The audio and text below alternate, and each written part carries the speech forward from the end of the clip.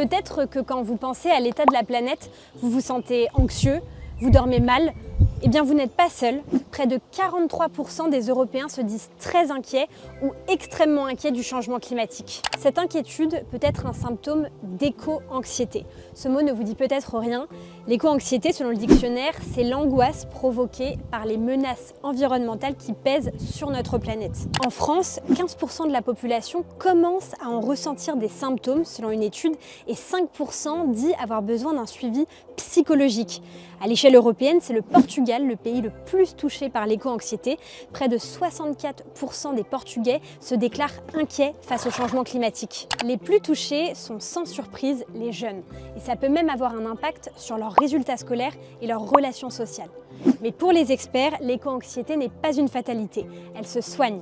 Pour ça, ils conseillent de transformer l'énergie négative de l'éco-anxiété en une énergie positive de résilience. Et pourquoi ne pas le faire dès le plus jeune âge ? La ferme pédagogique d'Aubergenville, en région parisienne, accueille des enfants pour les sensibiliser à la nature et aux animaux.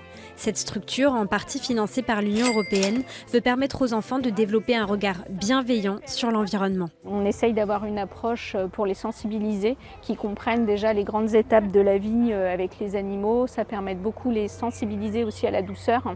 Donc ils apprennent à être plus doux, à être plus respectueux aussi, que ce soit des plantes ou les animaux. Qu'est-ce qu'on fait dans les enclos? On crie pas. On crie pas, on court pas. Oui.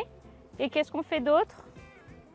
On peut toucher aux animaux s'ils viennent vers vous. Quand on fait les portions pour les canards, par exemple, il y a des courgettes, des tomates. Donc pour mettre les mains, ils sont un peu réticents. Et au fur et à mesure, ils comprennent que c'est pas sale, que c'est des légumes. Toucher les animaux, c'est pareil. Au début, ils peuvent trouver ça un peu sale ou ils ont peur même aussi. Et au final, au fur et à mesure des séances, vu qu'ils reviennent toutes les semaines, ils prennent en assurance, ils vont d'eux-mêmes, ils prennent des automatismes, ils deviennent plus autonomes. Et du coup, ils sont beaucoup dans le toucher. Ça, c'est important pour eux. Elle est plus douce ou moins douce que les cochons? Elles sont plus douces. C'est plus douce, hein? Vous aviez déjà touché une poule avant ou c'est la première fois? C'est la première fois. La nature, elle est parfois source d'anxiété, mais elle guérit aussi. Oui, elle apaise, elle les calme. On l'a bien vu, même quand il y avait les bébés, ils étaient tout excités pour descendre. Et le fait après de voir les animaux qui sont un peu plus fragiles, un peu plus doux, d'un coup ils baissent et en intensité, ils se calment, ça les apaise beaucoup. Même le fait de caresser, ils se calment. En fait, ils se calent sur l'animal qui va être calme. Donc après, à contrario, s'ils sont excités, les bêtes, ils vont être un peu paniqués et partir dans tous les sens. Mais ils se calent vraiment sur l'animal. Pour eux, c'est vraiment c'est une médiation animale. Vraiment, ça les détend et ça les apaise. Si on pouvait venir tous les jours, ils viendraient tous les jours. Qu'est-ce qui leur plaît? Qu'est-ce qui leur plaît? Donner à manger, s'occuper des animaux, les caresser. Ils adorent les caresser. Et du coup, comment ça se passe pour le potager ici? Alors le potager, du coup, on leur installe des tables à l'extérieur et ils font des semis. Ils plantent leurs graines et après, au fur et à mesure des séances, parce qu'ils viennent toutes les semaines ou toutes les 2 semaines selon les classes, ils voient l'évolution, ils voient le côté fleurs, etc., comment ça devient. Et après, ils vont les planter directement dans les potagers qui sont juste devant la ferme. Ouais. Et comme ça, on leur explique d'où ça vient, quels légumes on fait. Parce que c'est vrai que les enfants, ils comprennent pas trop, ils savent pas trop d'où les légumes viennent. Donc souvent, les concombres, ça vient de Carrefour. Ils savent pas comment ça arrive dans leurs assiettes.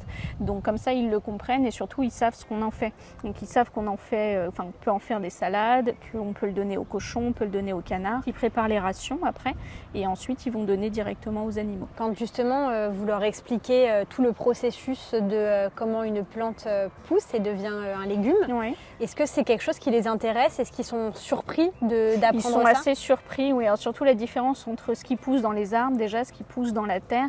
Et ils sont assez émerveillés, surtout tout ce qui est carottes, radis, tout ce qui est dans la terre, quand ils les sortent, de se rendre compte qu'en fait, sous la terre, il y a tout ça et ce que ça peut donner. Et est-ce que tu penses que c'est important de protéger la nature?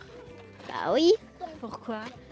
Parce que si elle se casse avec les arbres, C'est pas bien si elle se casse? non. Parce qu'après, elle va être tout détruite, la nature.